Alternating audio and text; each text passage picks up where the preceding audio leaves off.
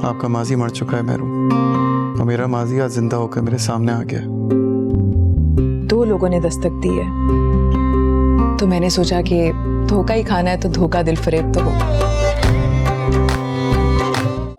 दोबारा every Wednesday from 20th October. दो पल का अंधेर है। मर तो सकता हूं, लेकिन अलीज़े के साथ ये ज्यादती नहीं होने दे सकता। आपको मजीद अब कोई बात करने की कोई जरूरत नहीं है अबू। वकील अगर कोई बात नहीं मान रहा तो कोई बात नहीं।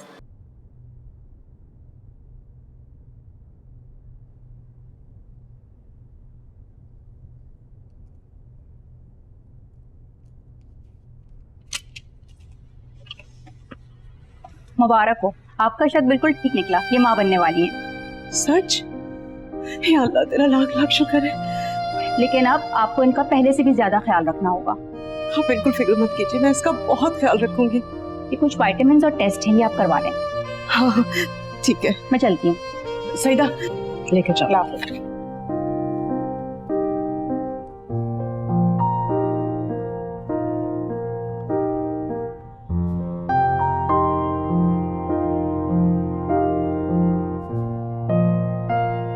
बेटा मैं बहुत खुश हूँ। मुझे लगता है कि मेरा शामिर वापस आ रहा है। हाँ, मेरा बच्चा वापस आ जाएगा। मुझे लगता है मेरा शामिर आ रहा है। हम किस बंद गली में खड़े हो गए यार आफी। यही तो बेबसी है। लाख कोशिश करने के बावजूद भी मैं खुद में फैसला करने की हिम्मत नहीं जोड़ पाया। मुझे तो सुन के रूही कांप गई। अपने दुश्मन के घर अपनी बेटी को ब्याह दो, कैसे? ये जानते हुए भी कि वो उसके साथ अच्छा सलूक नहीं करेंगे, उसकी जिंदगी जहन्नम बना देंगे। तभी तो इनकार कर दिया है ना। आपने राहील को बताया? उसने क्या कहा? तुम जानती हो वो अलीज़े से कितनी मोहब्बत करता है। हाँ, तो जान छिड़कता है अपनी बहन। इतना बड़ा जुल्म कैसे होने देगा अपनी बहन के साथ? तो मैं क्या करूं? परसों अदालत में पेशी है, एक वकील से मैंने बात की है, लेकिन वो तो अभी से नाउमीद है। तो क्या मतलब? मेरा राहील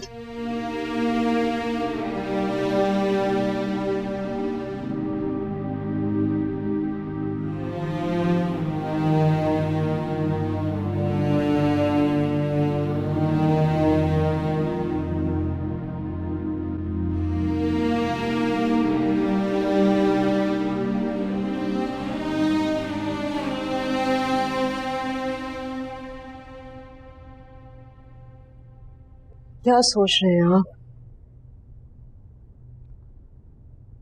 सोच रहा हूं कि कितनी खुशी की खबर थी,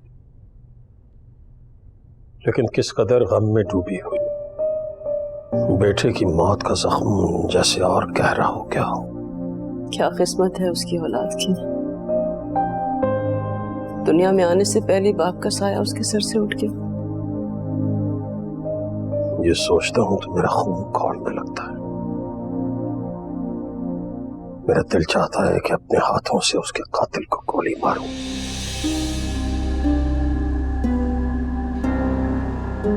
उनकी तरफ से कोई जवाब आया? आएगा। जवाब तो उन्हें देना ही पड़ेगा। उनकी निजात का हर दरवाजा बंद कर दिया है मैंने। बस एक ही दरवाजा खुला है और वो सीधा फांसी तक जाता है। मुझे फिक्र है कि अभी तबरेज और रानिया की शादी नहीं हो सकती। वो तो खैर कुछ माह बाद भी हो सकती है। रानिया की गोद में शामिर का वारिस है। मैं उसे इस घर से नहीं जाने दूंगी।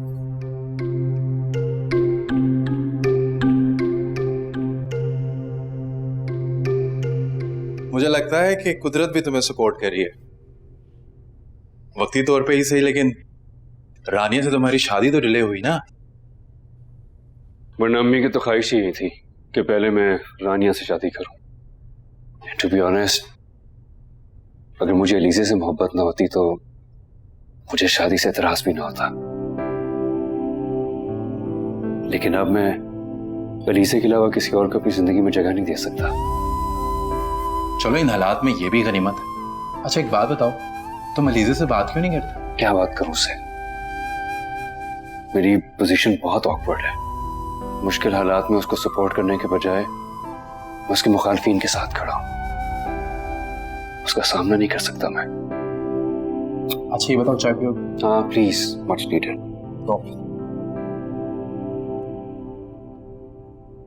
लीजिए। भाभी क्या हुआ, आप ठीक तो हैं? बात सुना लीजिए, मुझे तुमसे बात करनी है। देखो, जानती हो ना तुम, तुम्हारी वजह से हम सब किस परेशानी में मुब्तला है, और राहील किस मुश्किल वक्त से गुजर रहे हैं वो। ना जाने कौन सी घड़ी उनकी मौत के परवाने पर दस्तखत हो जाएंगे और अलीज़ा इसकी जिम्मेदार तुम हो। भाभी इसमें मेरा कोई कसूर नहीं है। ये तो तुम भी मानती हो ना कि उस लड़के की मौत की वजह तुम हो।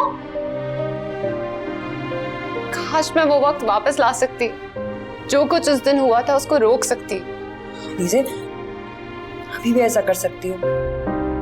जो कुछ हो रहा है ना उसे तुम रोक सकती हो अलीज़ा। कैसे? वो लोग राहिल को माफ करने के लिए तैयार हो गए। तुम्हें कुर्बानी देनी होगी, तुम्हें कसास में जाना होगा। कसास? हाँ, कसास। सिर्फ इसी शर्त पे वो लोग राहिल को माफ करने के लिए तैयार हुए कि तुम उस घर के किसी मर्द से शादी करोगी ना शादी? बोलो, राहिल को बचाओगी ना? चुप क्यों हो तुम? बोलो। कसास? कुर्बानी तुम्हें देनी होगी। देखो, राहिल को सिर्फ तुम बचा सकती हो, सब कुछ तुम्हारे हाथ में।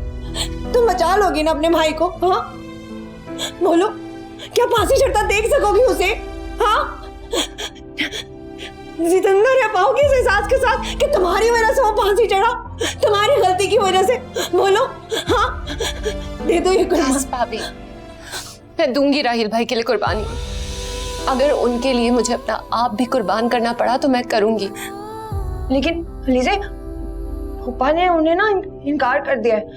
ऐसे तो राहिल का बचना नामुमकिन है। कुछ करोगी ना? मानेंगे, उनको मानना पड़ेगा। मैं उससे बात करती हूँ, हम राहिल भाई को बचाएंगे। बात करती हूँ। राहिल के बारे में पता चलता रहता है, सच पूछो कलेजा मुंह को आ जाता है ऐसी खबरें सुनकर। बहू कहाँ है? नजर नहीं आ रही। अपने कमरे में है। हाय बेचारी, बहुत तरस आता है उसके बारे में सोचती हूँ तो। बहुत बड़ा जुल्म हुआ है उसके साथ। परवीन, तुमने चंद माह पहले अलीज़ा के लिए कोई रिश्ता बताया था। हाँ हाँ, उसकी तो बात भी पक्की हो गई। 6 माह बाद शादी है। क्यों? वो मैं सोच रही थी कि अगर आलिया, देखो मेरी बात का बुरा मत मनाना तुम। अगर तुम्हें लगता है इस वक्त अलीज़ा का कहीं ढंग की जगह से रिश्ता आ जाए तो ये तुम्हारी भूल है। तुम क्या समझती हो कि अखबार वालों ने मिर्च मसाला लगाकर ये खबर नहीं छापी होगी? ऊपर से भाई का केस भी चल रहा है। कम से कम मेरी मानो तो इस बात को तुम भूल जाओ उस वक्त तक, जब तक ये केस हल नहीं हो जाता। वैसे मुझे नहीं लगता कि इस मसले का कोई हल हो। बाकी अल्लाह मालिक है,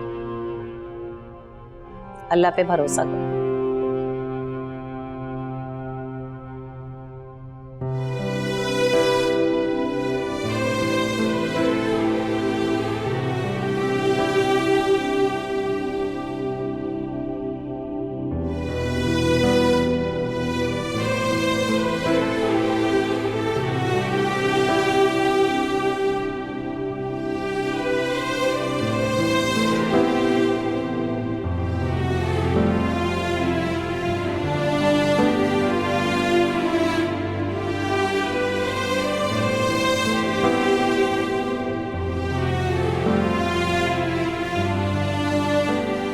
मम्मी आप बहुत परेशान है ना? हाँ बेटा, परेशानी तो जैसे किस्मत का हिस्सा बन गई। कहाँ तरस गए हैं कोई खुशी की खबर सुनने।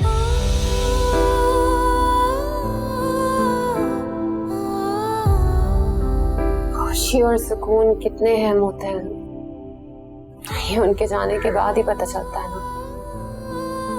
जिंदगी कितनी बदल गई है अम्मी, कितनी बेईमानी हो गई। पता नहीं किसकी बुरी नजर लग गई मेरे घर को। मेरा बच्चा ना कहानी मुसीबत में मुब्तला हो गया। चंद दिन बाद फैसला आ जाएगा और हम कुछ भी नहीं कर सकेंगे। अम्मी, हम राहील भाई की जिंदगी बचा सकते हैं। कैसे? उन लोगों की शर्त मानकर।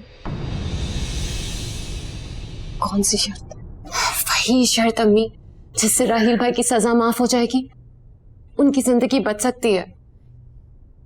ये क्या कह रही हो तुम? मैं बिल्कुल ठीक कह रही हूँ। इसके सिवा और कोई रास्ता नहीं है हमारे पास। आप अब्बू को मनाएं।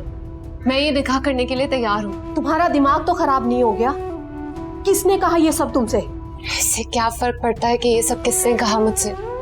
सच तो ये है कि आप लोग और राहील भाई मेरी वजह से इस मुश्किल में मुब्तला हुए हैं। अभी मैं बचा सकती हूँ उनको। शरीना भाभी की खुशियां भी वापस ला सकती हूँ मैं। तुम ये कहना चाह रही हो कि एक औलाद को बचाने के लिए मैं दूसरी औलाद की कुर्बानी दे दूं? मेरी शादी की बात हो रही है अम्मी, राहील भाई की जिंदगी का सवाल है। अगर आपने अभी कोई फैसला नहीं लिया तो हम उनको हमेशा के लिए खो देंगे। मौत जिंदगी की हर तकलीफ से छुटकारा देती है, लेकिन तुम जिस जिंदगी की बात कर रही हो ना बेटा, वो मौत से ज्यादा अजियतनाक है। वो लोग तुम्हारे साथ कभी भी अच्छा सलूक नहीं करेंगे। अपने बेटे की मौत का गुस्सा और गम तुम पे निकालेंगे। नहीं, इतना बड़ा जुल्म मैं तुम पे नहीं होने दूंगी।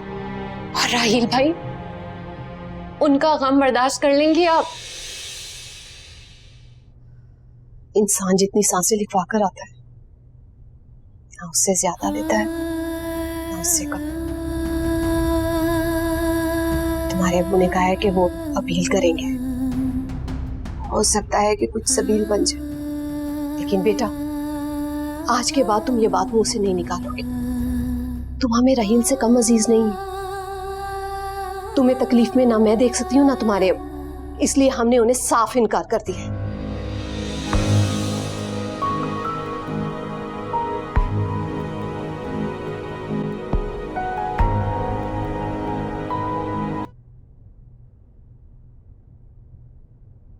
अम्मी, वैसे अलीज़े का बिल्कुल सही फैसला है ये, बल्कि हम दोनों का मुश्तरका फैसला है और हम अपने फैसले से बिल्कुल हटने वाले नहीं हैं।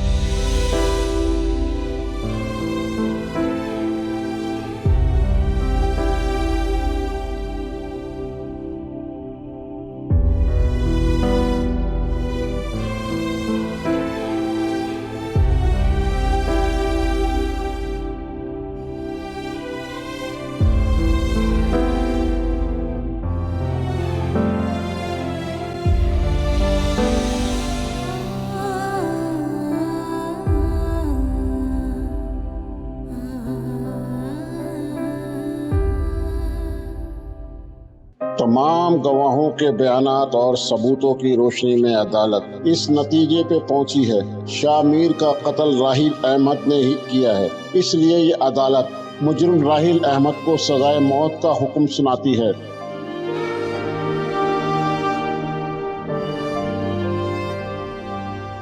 शरीना बेटा, हिम्मत से काम ले। ये सब कुछ इनकी वजह से हुआ है। ये चाहती ही नहीं थी कि राहील घर वापस आए। मैं माँ हूँ उसकी, अपनी औलाद की जिंदगी कैसे नहीं चाहूंगी? मेरे दिल से पूछ कर देखो किस कर्ब से गुजर रही हूँ। आपको सिर्फ और सिर्फ अपनी बेटी की फिक्र, बेटे से हमदर्दी नहीं है। अगर होती ना तो आप मान लेती उनकी बात। जरा इंसान बनकर सोचो, भला ये बात मानने वाली थी? क्यों? हर्जी क्या था इसमें? शादी ही करने को कह रहे थे ना, ये तो नहीं कह रहे थे भेजे अपनी बेटी हम उसका गला दबा देंगे। लेकिन राहील, उनकी जिंदगी का सवाल है, मेरे राहील की जिंदगी का सवाल है। लोग दुश्मनों के घर पानी भी सोच कर पीते। तुम कह रही मैं अपने फूलों जैसी बच्ची उनके हवाले कर? आलिया, राहील उस लड़के को मारने नहीं गया था, ये सब कुछ अलीजे की वजह से। अगर ये ना होती तो आज ये दिन ना देखने को आता। और उनकी बात मान लेने में हर्ष क्या था? भाभी, राहील ने मना किया था। जब वो ही इस बात के लिए राजी नहीं तो हम क्या कर सकते थे? तो उसको बताने की जरूरत क्या थी? वो आ जाता तो मिलकर बात हो जाती ना। मुझे तो लगता है तुम्हारी अपनी नीयत थी। क्या कह रही हैं भाभी आप अच्छी तरह जानती हैं। हमने बहुत कोशिश की। हाँ, वो तो नजर आ रहा है। इधर फैसला हो गया और तुम कोशिशों का राग लाप रही हो। नहीं, छोड़ दें, इनकी वजाहतों पर ध्यान ना दें। सब दिखावा है इनका। ये तो क्या पे दम घुटने लगा है मेरा। अम्मी, मैं इस घर में अब नहीं रह सकती। और ऐसे भी सोचे राहील ही नहीं रहेंगे तो मेरा इस घर से क्या ताल्लुक? मैं नहीं रहूंगी यहाँ पे अम्मी, मैं यहाँ रह ही नहीं सकती हूँ। भाभी, कैसी बातें कर रही हैं आप? हम आपको इस घर से कहीं नहीं जाने देंगे, ये आपका घर है। बेटा, तुम होती कौन हो? छोड़ दो मुझे आप लोग।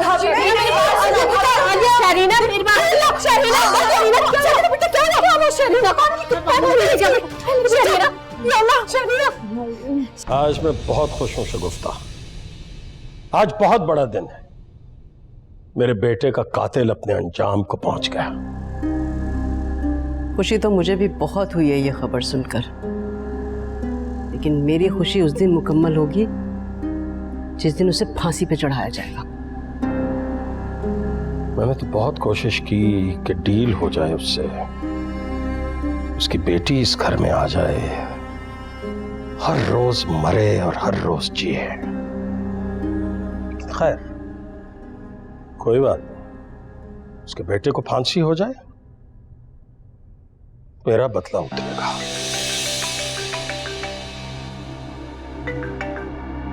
हेलो, हाँ आ रहा हूं, निकल रहा हूं बस। ओके, मैं चलता हूं।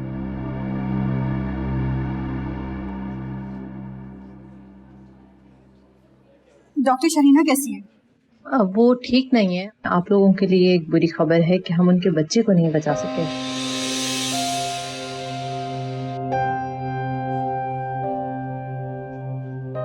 क्या वो माँ बनने वाली थी? जी, आपको नहीं मालूम कि वो माँ बनने वाली थी, पर बदकिस्मती से उनका मिसकैरेज हो गया है। या अल्लाह, यानी हमने राहील से पहले उसकी औलाद को खो दिया। देखिए, प्रॉब्लम्स अपनी जगह, लेकिन आपको शहीना का ख्याल तो रखना चाहिए था। आपको तो ये भी नहीं मालूम कि वो प्रेग्नेंट थी। बहरहाल, आप लोग अब प्लीज़ उसकी बहुत केयर करें, वो बहुत स्ट्रेस में है। जी जी, हम उसका ख्याल रखेंगे। मैं उससे मिल सकती हूँ क्या? जो भी हुआ बहुत गलत हुआ। मैंने आज से पहले खुद को इतना बेबस कभी महसूस नहीं किया। काश मैं एक बेगुनाह शख्स की सजा रोक सकता। अगर तुम अलीजे के घर वालों को कॉन्फिडेंस में ले लेते तो शायद कुछ हो जाता। बाबा ने मुझे इस काबिल छोड़ा ही कहा है कि मैं किसी से कोई भी बात कर सकूं। उनके नजदीक मैं और बाबा कोई मुख्तलिफ तो नहीं है। फिर उस ये भी तो हो सकता है कि गोली वाकई राहील ने चलाई हो। बहरहाल, शक तो अपनी जगह, लेकिन इस फैसले से अलीजे के घर वालों के साथ क्या हो रहा होगा कुछ कहा नहीं जा सकता। आई विश कि हम उन्हें कोई तसल्ली दे सकते हैं।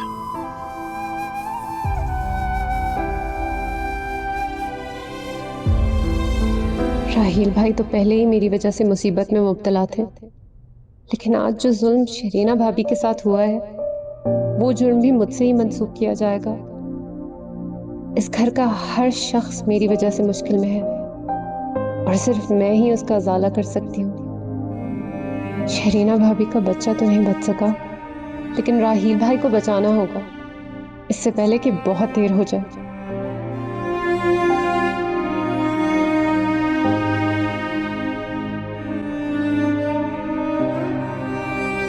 रो लो मेरी बच्ची, रोने से दिल हल्का हो जाता है। मम्मी, ये सब कुछ मेरे साथ क्यों हो रहा है? कितनी दुआएं मांगी थी ना हमने, शादी के कितने सालों बाद मुझे खुदा औलाद की खुशी दे भी दी। और अम्मी, अम्मी मेरी उम्मीद का चिराग तो जलने से पहले बुझ गया। ना मेरे बच्चा, इंसान तकदीर के आगे ना बेबस होता है।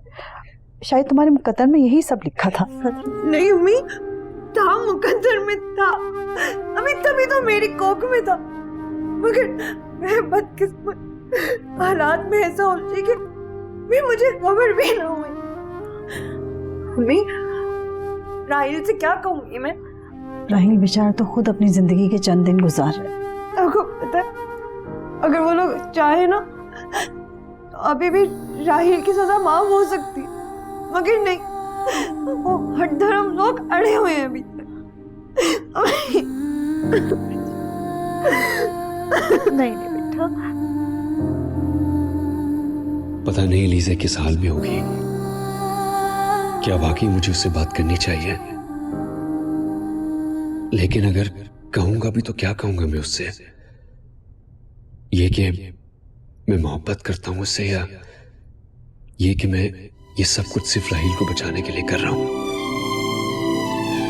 कितनी बुरी दलील है ये।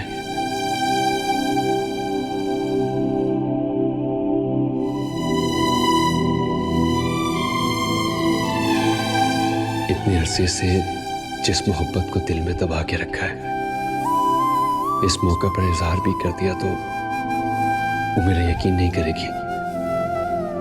बड़ी देर कर दी तुमने आने में।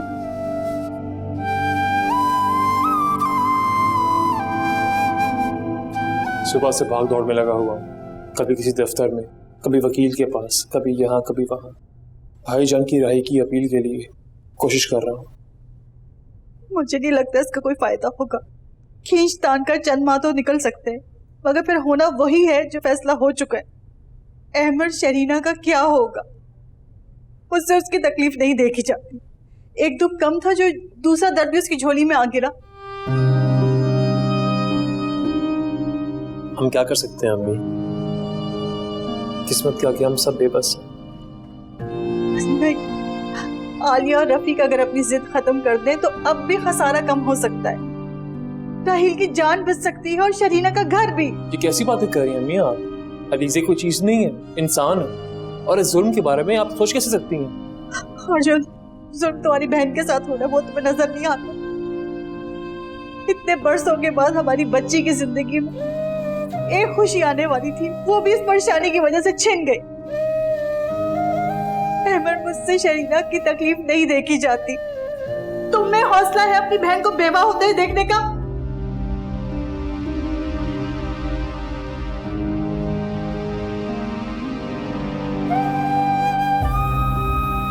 अम्मी, अम्मी अब भी सब कुछ ठीक हो सकता है। आखिर एक फैसले से हम बहुत बड़े नुकसान से बच सकते हैं अम्मी। इतना हौसला कहाँ से लाऊं बेटा? तुम मेरी औलाद हो तो क्या राहिल भाई आपकी औलाद नहीं है? शरीना भाभी का वो बच्चा जिसको हमने दुनिया में आने से पहले ही खो दिया। अम्मी, आपके आगे हाथ जोड़ती हूँ, प्लीज। मैं लोगों के इल्जामात के बोझ तले जिंदा नहीं रह सकती। प्लीज अम्मी, प्लीज प्लीज आप अब्बू को मनाएं, प्लीज। राहिल कभी भी इस बात को नहीं मानेगा, कभी भी। हम राहिल भाई को कुछ भी नहीं बताएंगे। अब बाद में तो उसे पता चले, उस वक्त हम क्या जवाब देंगे? हमें ये वक्त इन बातों का नहीं है। हम पहले ही बहुत वक्त जाया कर चुके हैं। हम ये प्लीज अब फैसला कर लें। मैं आपसे वादा करती हूँ, मैं आपसे कभी भी कोई शिकायत नहीं करूंगी। अपनी जिंदगी में आने वाली किसी भी तकलीफ का मैं आपको इल्जाम नहीं दूंगी। अम्मी प्लीज प्लीज अब्बू से बात करें। हो सकता है ये तकलीफें भी वक्ती हो सकता है हमें बहुत जल्द इससे छुटकारा मिल जाए। अम्मी, बेटा, बहुत बेरहम लोग, उनसे मुझे खैर की उम्मीद नहीं, लेकिन मुझे अल्लाह से पूरी उम्मीद है।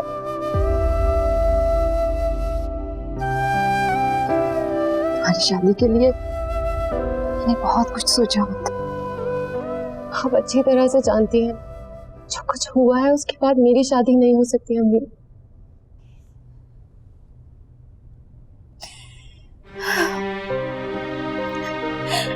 प्लीज हो सके तो अपनी माँ को माफ कर। प्लीज जाकर अपने अब्बू से बात करें, मैं जानती हूँ वो मान जाएंगे। हम इस वक्त हमारे लिए सबसे अहम राहिल भाई की जान है। Please please please.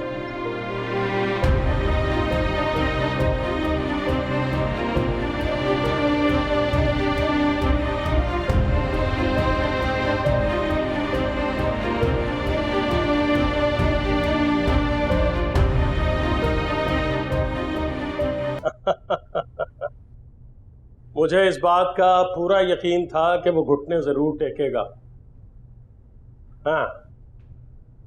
हाँ, लेकिन मेरी एक शर्त है। पहले उसके घर के, उसकी प्रॉपर्टी के पेपर्स मेरे नाम ट्रांसफर होंगे, उसके बाद ये सब कुछ होगा। हाँ, उस पर मुझे कोई एतराज नहीं। ठीक है, मैं आ रहा हूं तुम्हारी तरफ। ओके। रफीक मान गया है, राजी हो गया है, बस एक शर्त रखी है उसने। पहले उसके बेटे को माफ किया जाएगा, वो जेल से बाहर आएगा और फिर तुम्हारा निकाह होगा। मैं जरा अकबर से मिलने जा रहा हूं, तुम ऑफिस का ख्याल रखना। जी।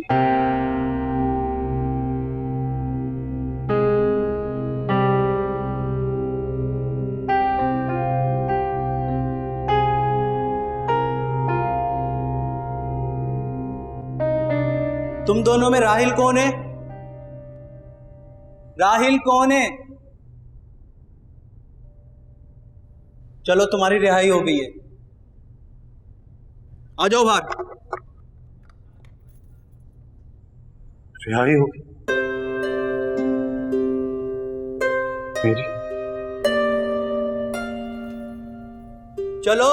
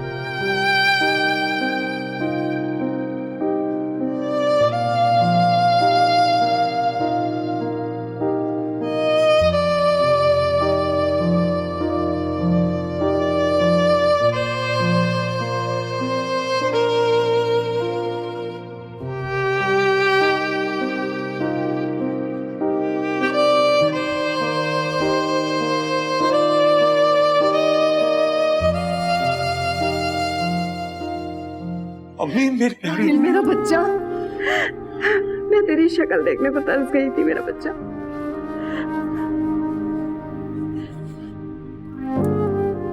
अम्मी, मैं भी आपको मिलने के लिए तड़प गया था।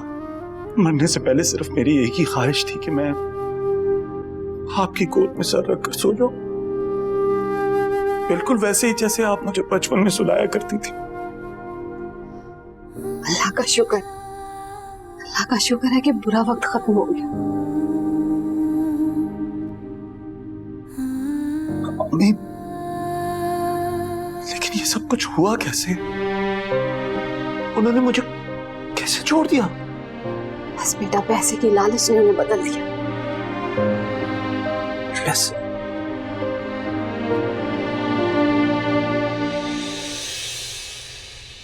वो कहीं आपने उनसे? बेटा, मेरी बात सुनो, अभी ये बातें छोड़ो, तुम शरीना की फिक्र करो। शरीना? वो ठीक तो है ना? कहाँ है वो? हाँ। अम्मी, आप लोग मुझसे कुछ छुपा रहे हैं ना? वो ठीक तो है ना? हाँ, ठीक है वो। तुम जाओ, उसे घर लेकर आओ। राहिल भाई। अलीज़े, ये मेरा बच्चा? तुम रो क्यों रही हो? तुम्हारा भाई आ गया है, सारी परेशानियां दूर हो जाएंगी। बेटा, तुम जाओ, शरीना को लेकर आओ, फिर बैठ के बातें करेंगे। जाओ बेटा। कुछ ना मत करो।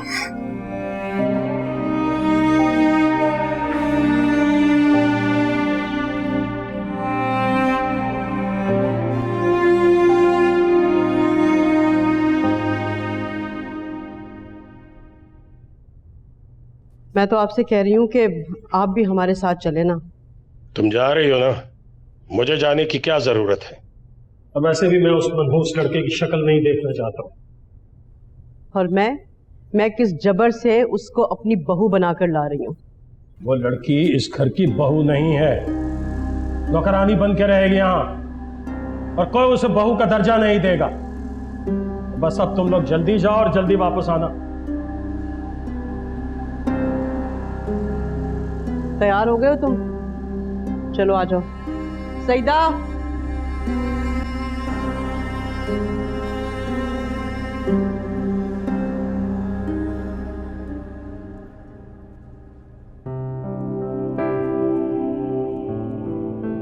अलीज़े बेटे,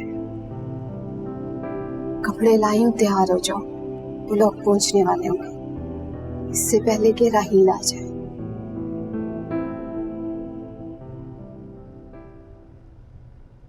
तुम्हारे हाथों पे तो मैंने मेहंदी भी नहीं लगाई। इस तरह को भी मरने वाले को भी कब्र में नहीं उतारता जिस तरह मैं तुम्हें रुखसत कर रही हूँ। सुना है कि माँ की दुआएं तो अर्श भी हिला देती, और शायद तुम्हारी माँ की दुआओं में असर ही नहीं। फिर भी मैं अपने रब से हमेशा इल्तिजा करूंगी,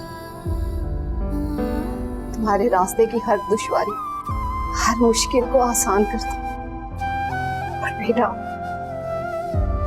तुम्हारी तकलीफों को खुशियों में बदल दे।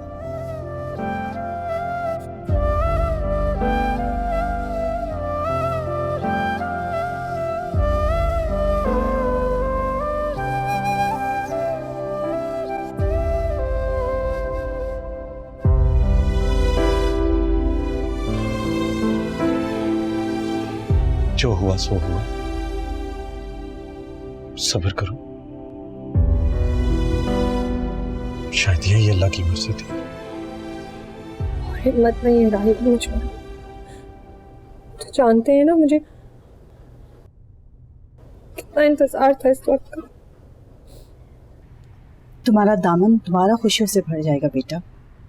राहिल ठीक कह रहा है, जो हुआ उसमें अल्लाह की मर्जी थी। तुम्हें तो खुश होना चाहिए कि राहिल सही सलामत वापस घर आ गया। शरीना, देखो मैं तुम्हें लेने वापस आया। उठो, खुद को संभालो, हमारे सब घर पे इंतजार कर रहे होंगे। राहिल बेटा, तुम अभी आए हो, कुछ खा पी लो, शाम को आराम से चले जाना। मम्मी, दरअसल अम्मी के कहने पे मैं सीधा यहीं आ गया। मुझे तो उनके साथ बैठने का मौका भी नहीं मिला। आप हमें इजाजत दे दें, हम दोबारा मिलने आ जाएंगे। राहिल, मेरा सारा सामान अभी बिखरा हुआ है और मैं इस हालत में थी, थोड़ा वक्त लगेगा समेटने में। कोई बात नहीं, तुम टाइम ले लो, तुम चीजें इकट्ठा करना शुरू करो, बल्कि मैं तुम्हारी मदद करता हूँ। ये अहमद नहीं नजर आ रहा, उसकी ट्रेनिंग शुरू हो गई है क्या?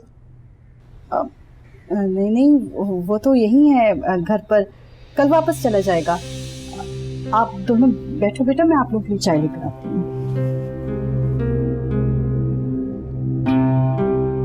मुझे बताओ, क्या कुछ इकट्ठा करना है? शुक्र। कोई बात नहीं, सब ठीक हो जाएगा, रोना बंद करो।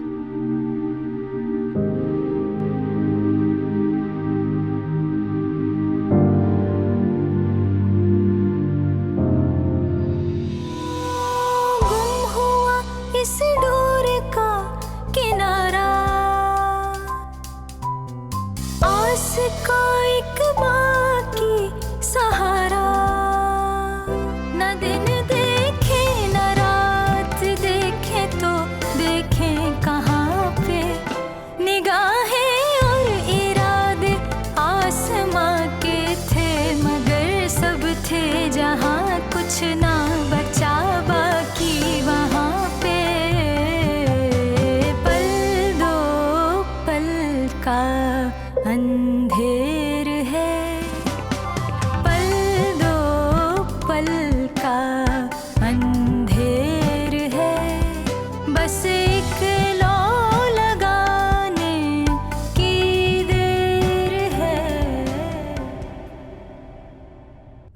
सजा इस लड़की की है या मेरी, वो जिसने मुझसे शामिर को छीना, आज इसी घर में इस छत के नीचे मेरे साथ होगी और उसे देखकर हर बार मुझे उसी अजियत से गुजरना पड़ेगा। वो तबरेज़ की बीवी बनकर आ रही और मैं कौन हूँ? शामिर की बेवा। ये पूरा घर उसका होगा और मेरे हिस्से में तो बस ये 4 दीवारें ही हैं। इसी के अंदर घुट घुट कर मर जाऊंगी मैं मर जाऊंगी मैं।